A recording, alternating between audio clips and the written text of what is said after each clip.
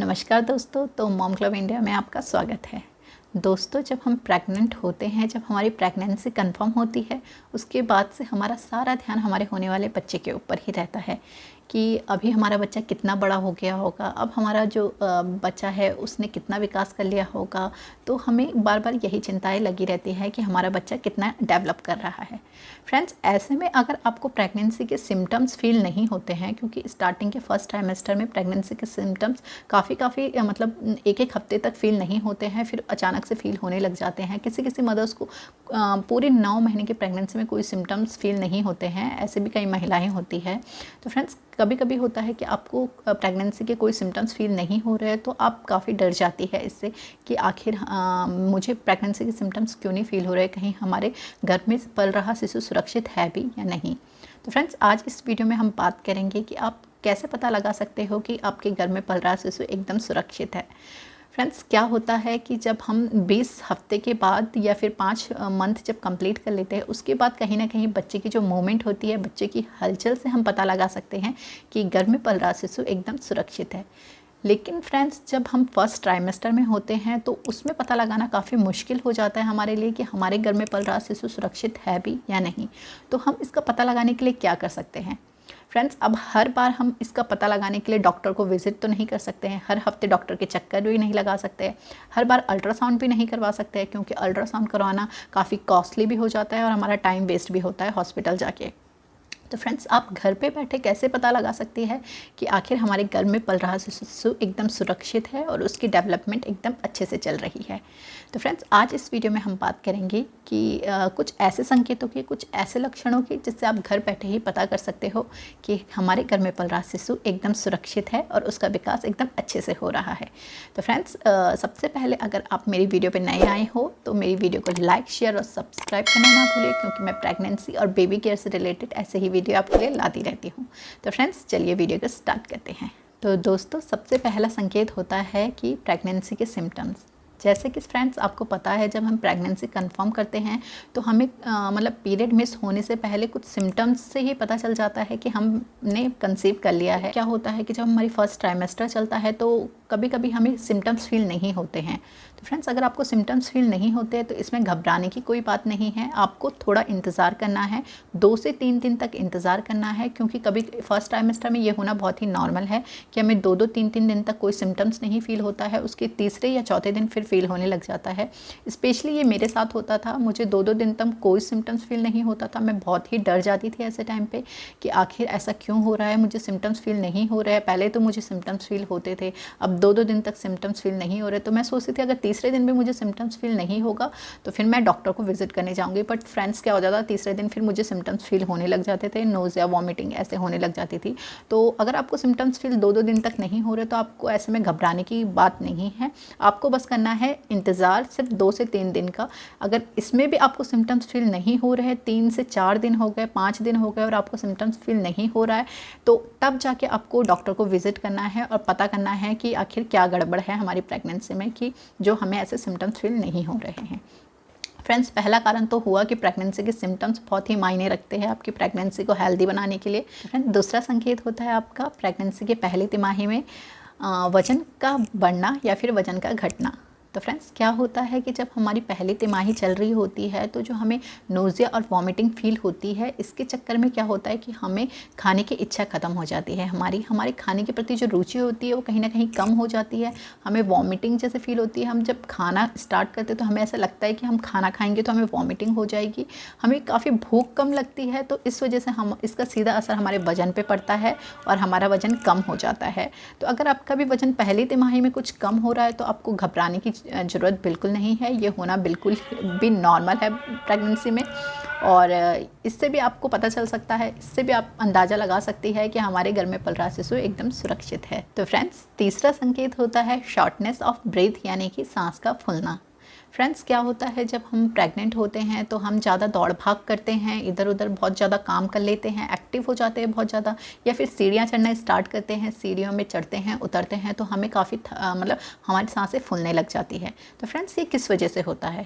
Friends जब हम pregnant होते हैं उसके बाद जब हमारी प्रेगनेंसी धीरे धीरे आगे बढ़ती है तो उसके बाद यूट्रस जो गर्भाशय है उसका साइज़ बढ़ने लग जाता है, और साइज़ बढ़ने के साथ गर्भाशय हमारा ऊपर की साइड आ जाता है और हमारे लंग्स पे प्रेशर बनाना स्टार्ट करता है। तो इस कारण से हमारी सांस फूलने की जो दिक्कत होती है ये हमें अक्सर हो जाया करती है। तो फ्रेंड्स सांस फूलना हमारे लिए डिस्कम्फर्ट तो हो सकता है, लेकिन कहीं ना कहीं ये एक साइन है कि हमारे गर्भ में पल रहा शिशु एकदम सुरक्षित है और उसकी डेवलपमेंट एकदम सही से चल रही है। तो इसमें आपको टेंशन नहीं लेना। अगर आपकी सांस फूल रही है तो ये भी कहीं ना कहीं एक प्रेगनेंसी का सिम्टम्स है कि आपके गर्भ में पल रहा शिशु एकदम सुरक्षित है और उसकी डेवलपमेंट काफ़ी अच्छे से चल रही है। फ्रेंड्स थर्ड कारण होता है कि पेट का आकार। तो फ्रेंड्स जब हम 5th मंथ क्रॉस करते हैं उसके बाद से हमारे पेट का आकार धीरे धीरे बढ़ना स्टार्ट होता है। अगर फ्रेंड्स आपका हमारा जो पेट का आकार होता है वो 7वें 8वें और 9वें महीने से बहुत तेज़ी से ही ग्रो करना, मतलब तेज़ी से ही बढ़ना स्टार्ट होता है। फ्रेंड्स अगर आपका 7वां और 8वां महीना लग गया है और आपका पेट का आकार नहीं दिख रहा है, उतना नहीं दिख रहा है जितना कि होना चाहिए, तो हो सकता है कि आपके पेट के अंदर ग्रोथ अच्छे से नहीं हो रही है। तो आपको इस चीज़ पे भी ध्यान देना है कि आपका जो पेट का आकार है वो 7वें 8वें 9वें महीने में अच्छे ढंग से, मतलब अच्छी तरीके से बड़ा हुआ होना चाहिए।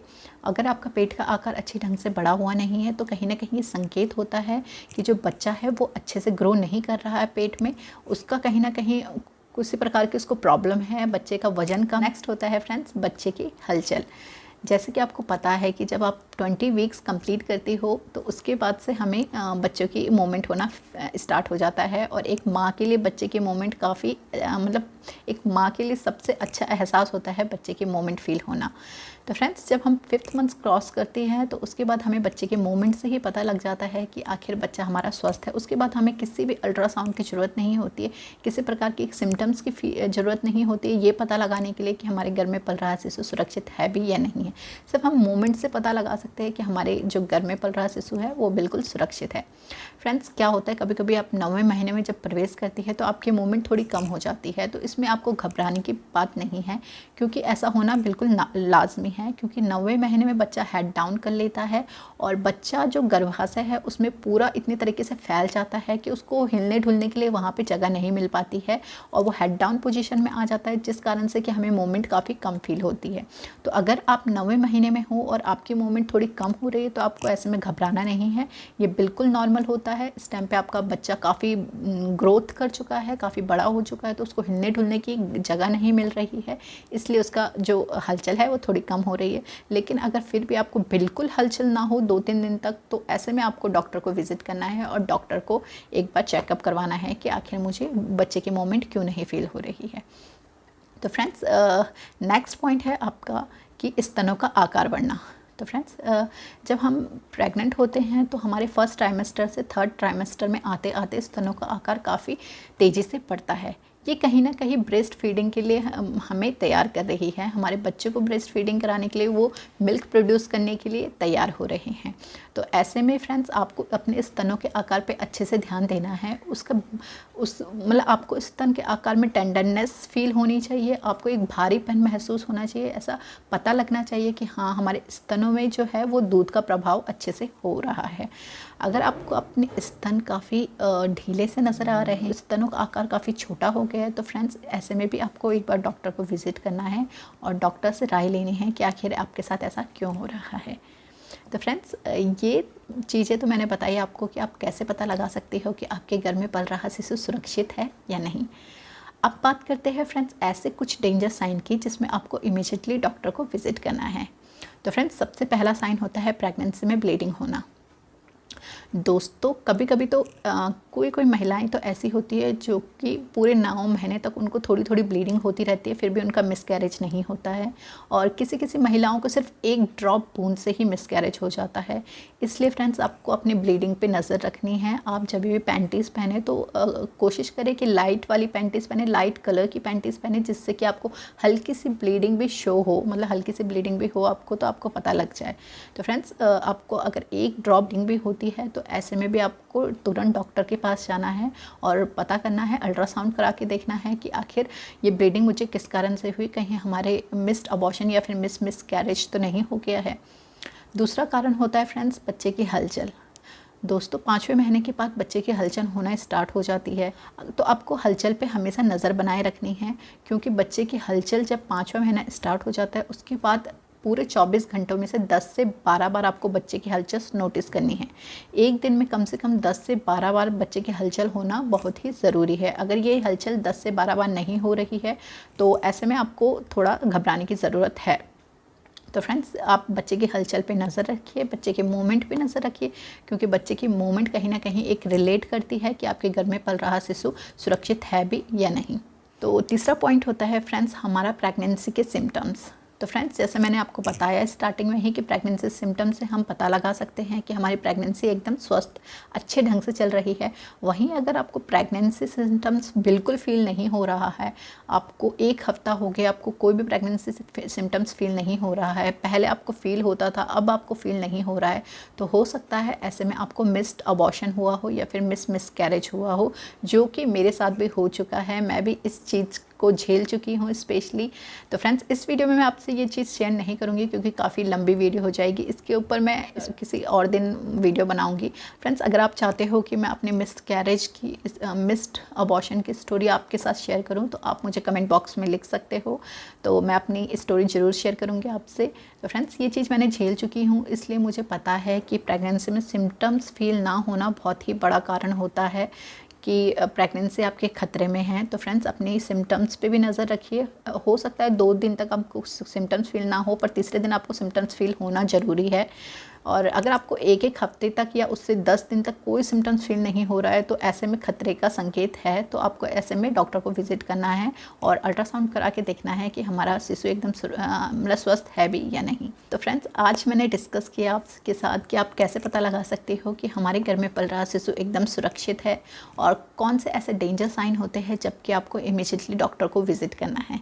तो फ्रेंड्स आई होप कि फ्रेंड्स आपको मेरी वीडियो पसंद आ रही हो। फ्रेंड्स आपका एक लाइक और सब्सक्राइब हमारे लिए बहुत ही इम्पॉर्टेंट होता है, हमें आगे प्रेरणा देता है, हमें मोटिवेशन देता है कि हम आगे भी वीडियो बनाते रहें। तो कल मिलते हैं एक नए टॉपिक के साथ, तब तक के लिए अपना ख्याल रखिए, टेक केयर और बाय बाय।